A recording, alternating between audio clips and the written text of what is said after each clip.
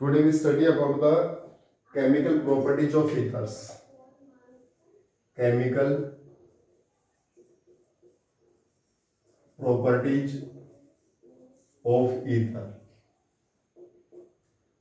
तो जो chemical properties of ether में हमारे पास फर्स्ट रिएक्शन है reaction with acid. Reaction with acid, acid के साथ रिएक्शन. बच्चों बहुत सिंपल सी रिएक्शन देखिए. ये हमारे पास कोई भी ईथर है CH3OCH3. अगर हमारा एसिड है HCl, एसिड से रिएक्शन करता है, इसके ऊपर लोन पेयर है, so it act as the nucleophile. It act as the nucleophile. जैसे हमारे पास ईथर है बच्चों, इसके ऊपर लोन पेयर है, it act as the nucleophile. ये हमारे पास एसिड है, ये हमारे पास ईथर है बच्चों CH3OCH3. लोन पेयर की प्रेजेंस के कारण it act as the acid, it act as the nucleophile. और ये हमारे पास एसिड है बच्चों HCl acid, HNO3 acid, H और H2SO4 एसिड. और जब भी कोई न्यूक्लियोफाइल एसिड पर अटैक करता है, जब भी कोई न्यूक्लियोफाइल एसिड पर अटैक करता है, एसिड पर अटैक करता है, तो एसिड से H पॉजिटिव को एक्सेप्ट करता है. किसको एक्सेप्ट करेगा? H पॉजिटिव को. तो ये अपने लोन पेयर से H पर अटैक करेगा, तो H अपने इलेक्ट्रॉन से Cl को देगा, और किसकी फॉर्म में आउट हो गया? H positive. Mean CH3OCH3. ये अपने लोन पेयर किस पर अटैक करता है? H के ऊपर. तो इस H प्लस को एक्सेप्ट करेगा, दैट इज OH. यहां से लोन पेयर गए पॉजिटिव चार्ज, ये पेयर एज इट इज, और Cl नेगेटिव. सेम इसी टाइप से ये लोन पेयर इस H पर अटैक करेगा, H अपने इलेक्ट्रॉन NO3 को देगा, और किसकी फॉर्म में आउट होगा? H positive. CH3OCH3. ये lone pair as it is, ये लोन पेयर गया, यहां पर टेल एरो की, टेल पे क्या है? Positive charge. किसको एक्सेप्ट किया? H को, OH. तो NO3 पे क्या आ गया? माइनस. ये इस H पर अटैक करेगा, तो H अपने इलेक्ट्रॉन इसको देगा, और किसकी फॉर्म में आउट होगा? H positive. CH3OCH3 H, और ये HSO4 नेगेटिव. मीन्स जब भी हमारा ईथर एसिड से रिएक्शन करता है, ईथर एसिड से रिएक्शन करता है, तो ईथर एसिड से H प्लस को क्या करता है? एक्सेप्ट करता है. एसिड से H प्लस को क्या करता है? एक्सेप्ट करता है. और किसका फॉर्मेशन हुआ? CH3OCH3. H प्लस को एक्सेप्ट किया तो OH, लोन पर गए तो प्लस चार्ज, Cl नेगेटिव. यहां पर जैसे H प्लस को एक्सेप्ट करेगा तो OH, लोन पर गए यहाँ प्लस चार्ज, और ये NO3 माइनस. यहाँ H प्लस को एक्सेप्ट किया OH, लोन पर गए प्लस चार्ज, और ये HSO4 negative. Means when ether react with the acid, so it can accept H positive. Next हमारे पास है reaction of ether with halogen acid. Reaction of ether with halogen acid, that is very important reaction बच्चों. यहाँ से question ask होता है आपका. Reaction of ether with halogen acid. Ether की reaction किससे होगी बच्चों? हेलोजन एसिड से. ध्यान से देखिए बच्चों, मैकेनिज्म. CH3CH2OCH3, ये हेलोजन एसिड है HI. बच्चों इसका मैकेनिज्म भी आता हमारे सिलेबस में. ध्यान से देखिए, इस ऑक्सीजन के ऊपर लोन पेयर है, so it act as the nucleophile. इस ऑक्सीजन पे क्या है? Lone pair, so it act as the nucleophile. ये न्यूक्लियोफाइल किस पर अटैक करेगा? H के ऊपर. तो H अपने इलेक्ट्रॉन इस I को देगा, और किसकी फॉर्म में आउट होगा? H positive. CH3CH2OCH3. इस ऑक्सीजन अपने लोन पेयर से H पर अटैक किया, तो इस ऑक्सीजन से कौन जुड़ गया? आपका H. दैट इज, इसके साथ में हमने हाइड्रोजन जोड़ दिया OH. यहां से लोन पेयर गया, यहां पर क्या है? Positive charge. क्लियर? तो आई इलेक्ट्रॉन्स लेके आउट हुआ ना, तो किस फॉर्म में हो गया भी आपका आई नेगेटिव, किस फॉर्म में हुआ आई नेगेटिव। दोबारा से देखिए, ये ऑक्सीजन अपने लोन पेयर ऑफ इलेक्ट्रॉन से, ये ऑक्सीजन अपने लोन पेयर ऑफ इलेक्ट्रॉन से इस H पर अटैक करता है, तो इस H प्लस किससे जुड़ गया O से, OH लोन पेयर के यहाँ पॉजिटिव चार्ज, ये आई इलेक्ट्रॉन्स लेके आउट हो गया, मींस आई नेगेटिव आउट हो गया। नेक्स्ट में दोनों आपस में रिएक्शन करते हैं, CH3 CH2 OH plus CH3 और ये आई नेगेटिव।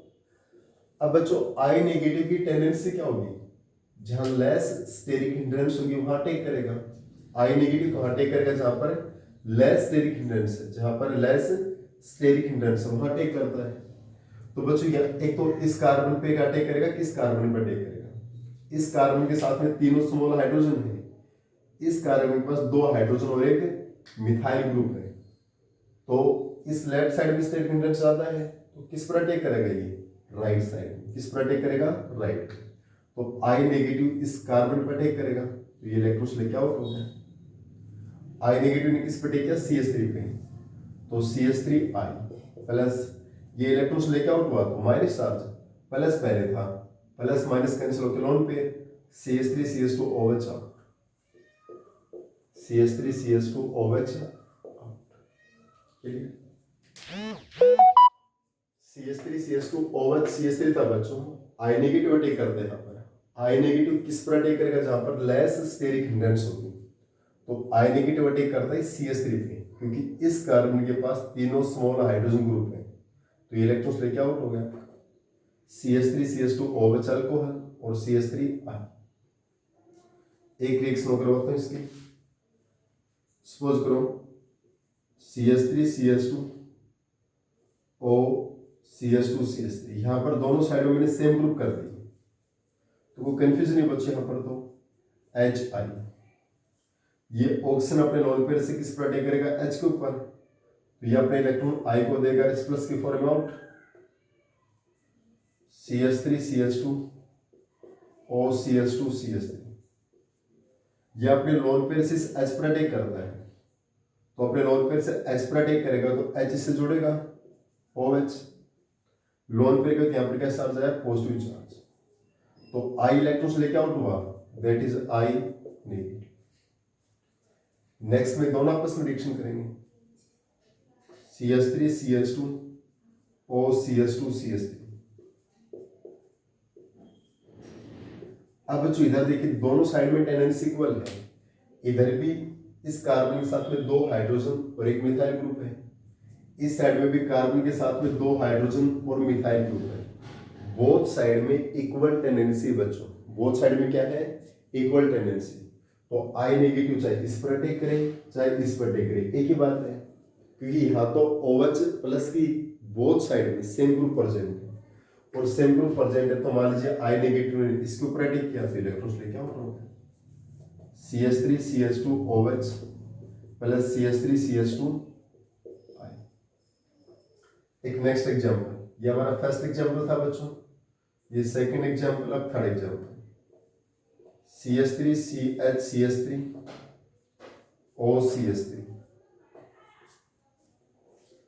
HI से यहां पर अटैक होगा बच्चों, ये ऑक्सीजन अपने लोन पेयर से H पर अटैक करेगा, H अपने इलेक्ट्रॉन किसको देगा, I को, H प्लस आउट हो गया, तो CH3 CH CH3 O से कौन जुड़ गया, H, लोन पेयर के प्लस चार्ज CH3, ये ऑक्सीजन H पर अटैक करता है, H प्लस को एक्सेप्ट करेगा, that is OH, loan pair गया प्लस चार्ज, क्या कौन आउट हो गया आपका, I नेगेटिव।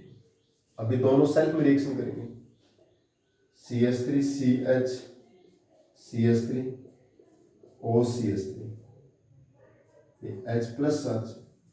अब बच्चों I नेगेटिव कहां पर अटैक करेगा, अब I नेगेटिव कहां अटैक करेगा बच्चों, इस CH3 पर अटैक करेगा, CH पर अटैक करेगा, इस CH पे या CH3 पे, तो I नेगेटिव अटैक करेगा बच्चों CH3 पे, क्यों, इस कार्बन के पास तीनों स्मॉल हाइड्रोजन है, इस CH के पास 2 बल्कि ग्रुप है बच्चों, मोर स्टेरिक हिंड्रेंस है, तो इस पर अटैक नहीं कर सकता है, तो इस पर अटैक करेगा, तो CH3 I पर अटैक करेगा, तो CH3 I, तो ये इलेक्ट्रॉन्स लेके आउट होगा, तो CH3 CH CH3 OH, CH3 CH CH3 OH, it's okay.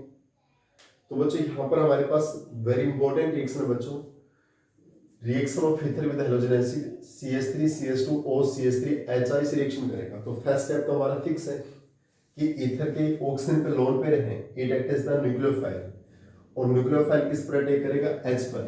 तो जब भी न्यूक्लियोफाइल H पर अटैक करता है तो H को हमेशा H पॉजिटिव के फॉर्म में सेट करता है। इस ऑक्सीजन ने H पर अटैक किया तो H को किस फॉर्म में सेट किया, H प्लस के फॉर्म में।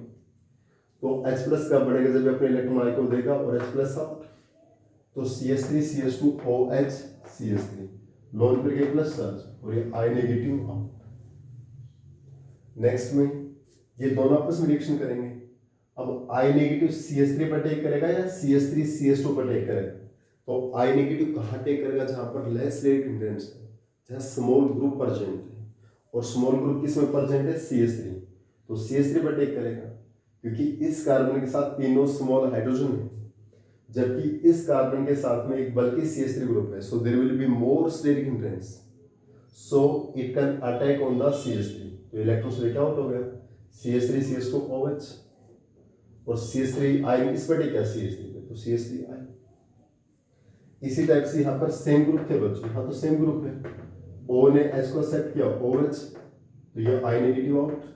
अब I नेगेटिव यहाँ तो सेम ग्रुप है बच्चों, इधर भी इथाइल ग्रुप है और इधर भी इथाइल ग्रुप है, इक्वल टेंडेंसी, कहीं भी अटैक कर सकता है।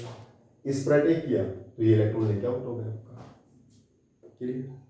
इस केस में बच्चों हमारे पास इस ऑक्सीजन ने H पर अटैक किया, OH हो गया, लोन पेयर के प्लस चार्ज, या I इलेक्ट्रॉन लेके आउट होगा I नेगेटिव।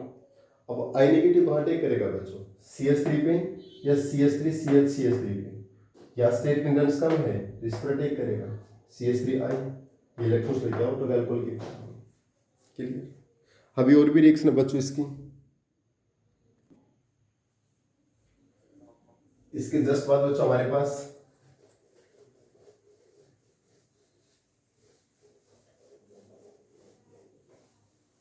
नेक्स्ट हमारा एग्जाम्पल है OCH3 प्लस HI। इस ऑक्सीजन पे लोन पेयर है, यह अपने लोन पेयर से H पर अटैक करता है, H अपने इलेक्ट्रॉन से I को देगा H प्लस के फॉर्म में आउट, तो किसका फॉर्मेशन हुआ भी आपका, OCH3।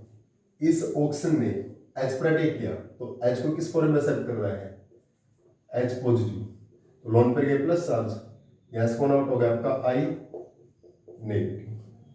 नेक्स्ट में दोनों आपस में रिएक्शन करेंगे, OH CH3 लोन पेयर के प्लस चार्ज। अब जो I नेगेटिव है, I नेगेटिव CH3 पर अटैक करता है तो इलेक्ट्रॉन्स लेके आउट हो गया, तो इलेक्ट्रॉन्स लेके आउट हुआ क्या हुआ अभी, दैट इज फिनोल रिंग और OH और CH3 I। अब बच्चे यहाँ दो एग्जांपल देखिए, क्योंकि हर जगह हमारा कौन सा मैकेनिज्म होता है, SN2 बैक साइड से अटैक होता है ना, लेकिन दो एग्जांपल बच्चों डिफरेंट है, आप याद रखिए, CH3 C CH3 CH3 O CH3, और एक एग्जांपल है बच्चों हमारे पास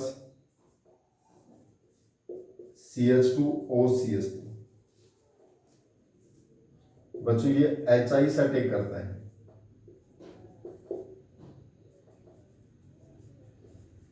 इन दोनों एग्जांपल में SN1 मैकेनिज्म फॉलो होता है। कौन सा मैकेनिज्म फॉलो होता है बच्चों, SN1।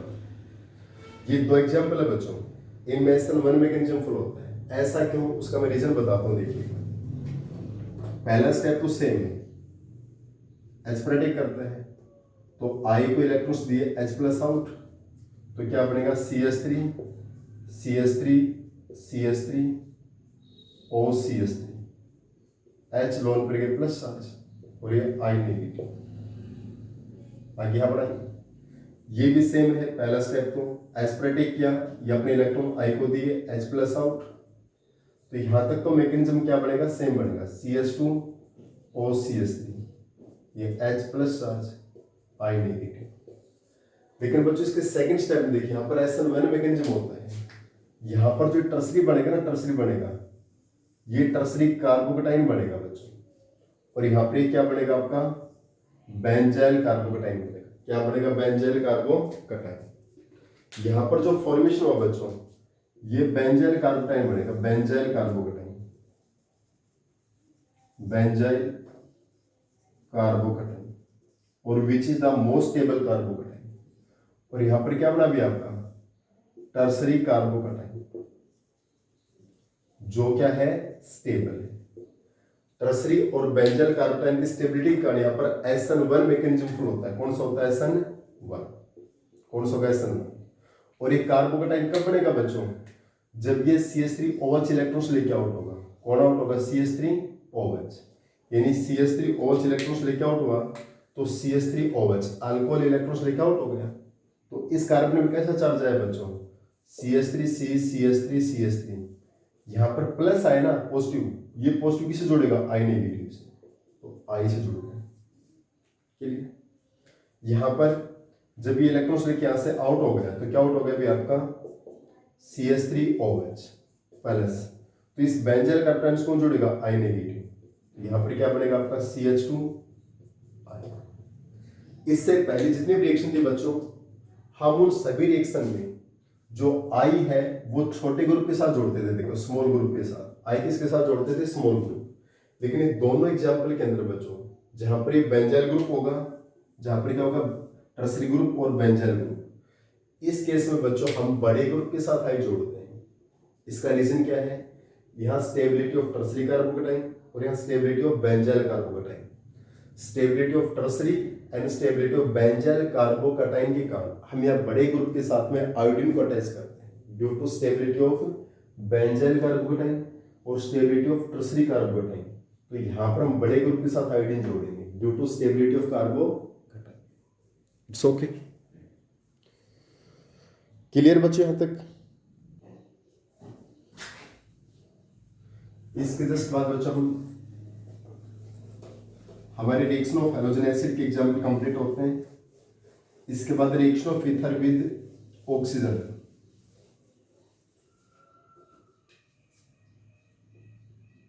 Reaction of ether with oxygen या ऑक्सीडेशन ऑफ ईथर। बच्चों CH3 CH2O CH2 CH3 oxygen से रिएक्शन करता है बच्चों। किस रिएक्शन करता है, ऑक्सीजन से।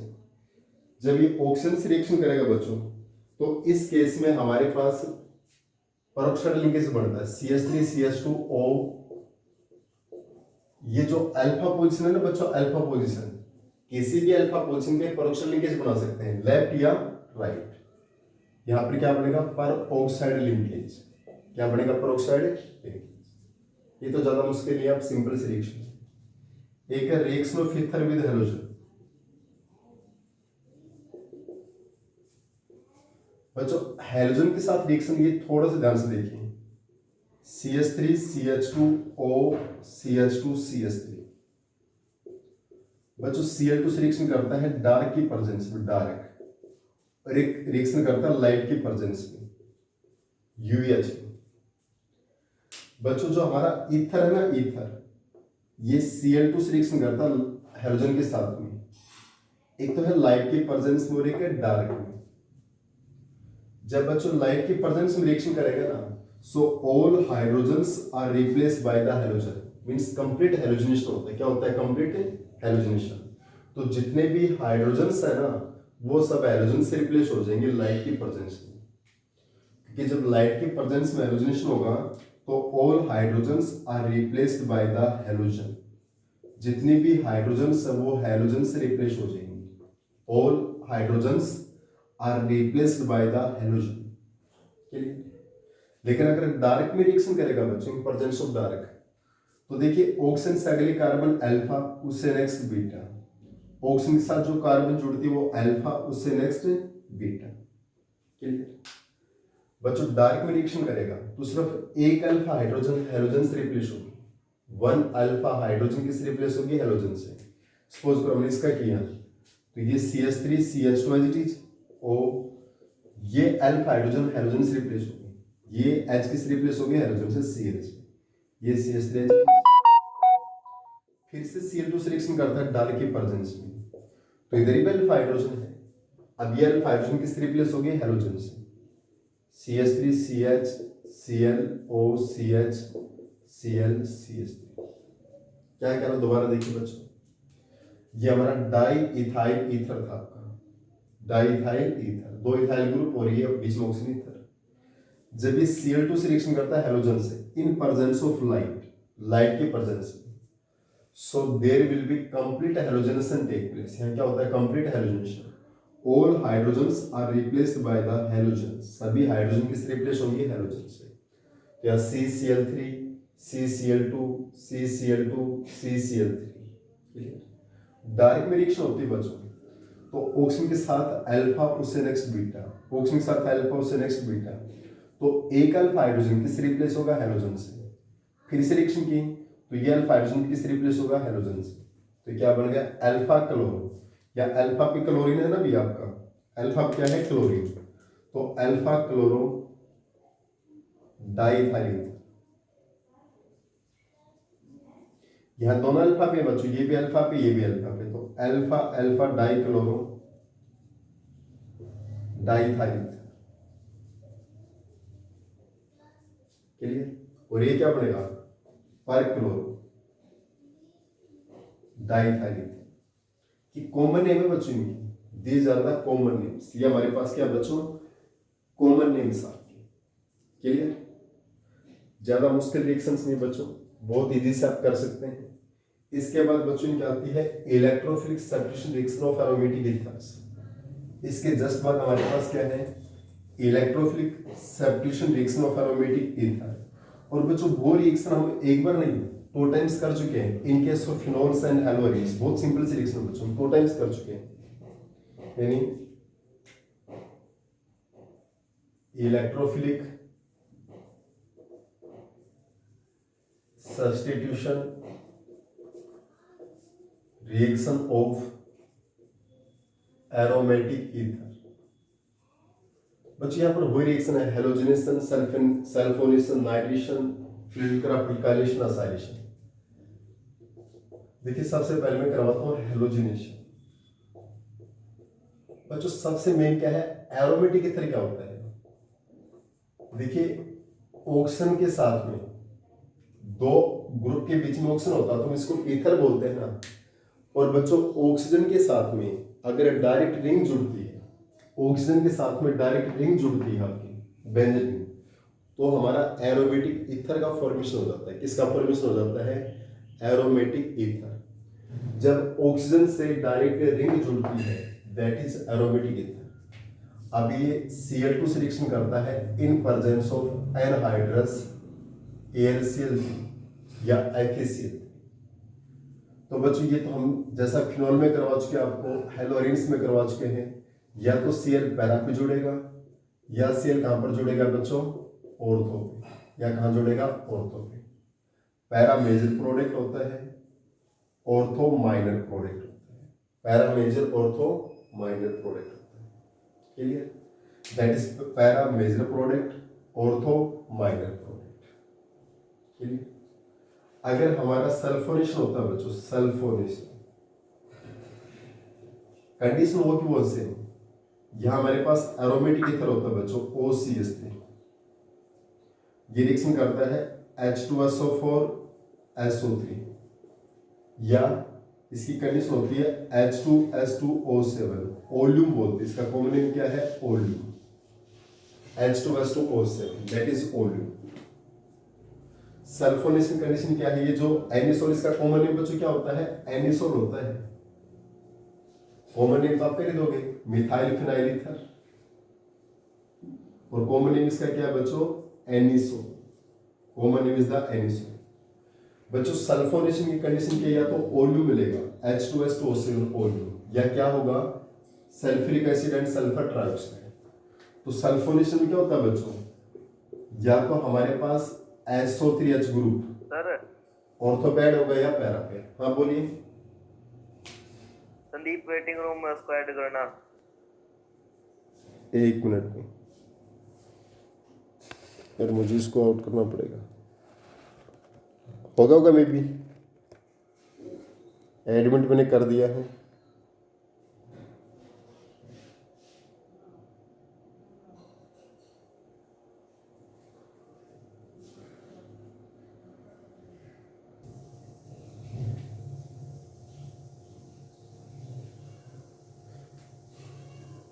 बच्चों यानी इसमें कोई नहीं प्रॉब्लम इसमें आपको?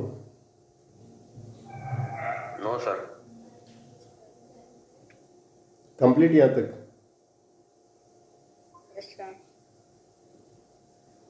इसके जस्ट बाद बच्चों एक फिजिकल प्रॉपर्टी नॉर्मल सी इसकी ईथर्स की, उसके बारे में करवाई। केमिकल प्रॉपर्टीज की कंप्लीट हो गई आपकी।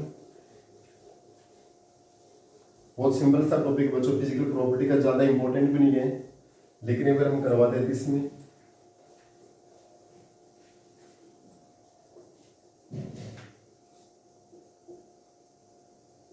Physical properties of ether. बच्चों एक सबसे पहला आता है बॉइलिंग पॉइंट। हम इसको अल्कोहल के बाद स्टडी करते हैं ना बच्चों। ईथर्स में क्या एच बॉन्डिंग प्रेजेंट होती है? नहीं होती है। तो ईथर्स का बॉइलिंग पॉइंट अल्कोहल से लो होता है। अल्कोहल से क्या होता है? लो। पर सम पोलर करैक्टर के कारण, क्योंकि इनकी जो स्ट्रक्चर है बच्चों वो ऐसे होती है, लगभग यहाँ पर 110 डिग्री का एंगल होता है, तो सम पोलरिटी जरूर होती है बच्चों। यहाँ पर सम चार्ज होता है। अल्काइल ग्रुप पे पॉजिटिव और ऑक्सीजन पे negative. Some polar character will be present. तो यहाँ पर पोलर करैक्टर प्रेजेंट होने के कारण इनका जो बॉइलिंग पॉइंट है बच्चों, हाइड्रोकार्बन से जस्ट हायर होता है, जस्ट हायर। लेकिन अल्कोहल से क्या है? लेस है, क्योंकि इनमें एच बॉन्डिंग नहीं होती है। अल्कोहल में क्या होती है? H bonding. तो ईथर्स हैविंग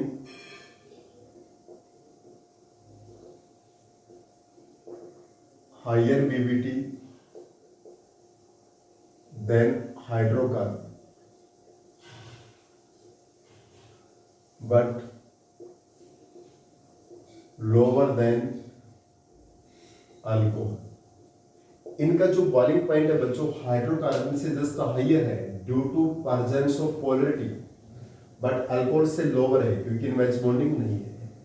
लेकिन अगर बात हम सोल्युबिलिटी की करते हैं बच्चों, सोल्युबिलिटी देखिए बच्चों, जो लोअर ईथर्स है अप टू 4 कार्बोनेट, वो वाटर में क्या होते हैं? सोल्यूबल होते हैं। इसका रीजन बताऊंगा। Lower ethers up to 4 carbon atoms are soluble in water due to formation of H bond. Formation of H bond, H bonding की फॉर्मेशन का। जो लोअर ईथर्स होंगे ये वाटर के साथ में क्या बनाते हैं बच्चों? H बॉन्डिंग बनाते हैं। क्या बनाते हैं? H bonding. इस H बॉन्डिंग के कारण ये क्या होता है बच्चों? वाटर में सोल्यूबल होते हैं लोअर ईथर्स। लेकिन जैसे जैसे अल्काइल ग्रुप बढ़ेगा बच्चों, अल्काइल ग्रुप बढ़ेगा तो इनकी सोल्युबिलिटी क्या हो जाती है? डिक्रीज हो जाती है, क्योंकि वो स्टेरिक एजेंट्स प्रोड्यूस करते हैं जिससे कि वाटर से H बॉन्डिंग नहीं बढ़ेगा। इसका मतलब lower ethers up to 4 carbon atom are soluble in water due to formation of H bonding. ये जो लोअर ईथर्स हैं सिर्फ वो वाटर में सोल्यूबल है क्योंकि वो H बॉन्डिंग बनाते हैं, but higher ether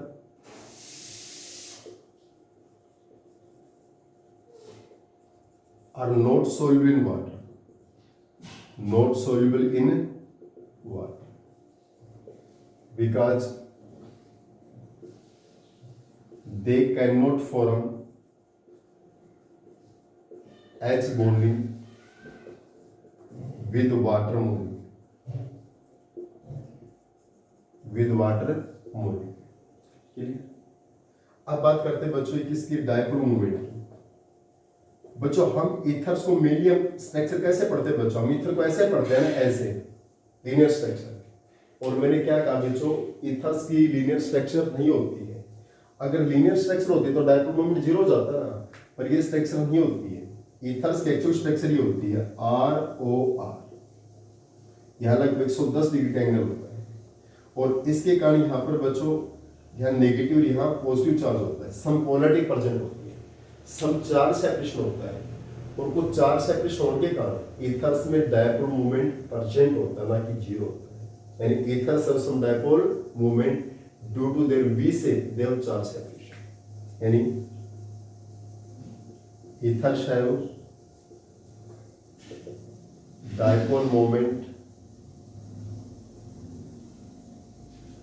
due to their VC. So charge separation take place. Okay. बच्चों these are the physical property of ethers. ये हमारे पास क्या बच्चों फिजिकल प्रॉपर्टी ऑफ ईथर्स है। क्लियर।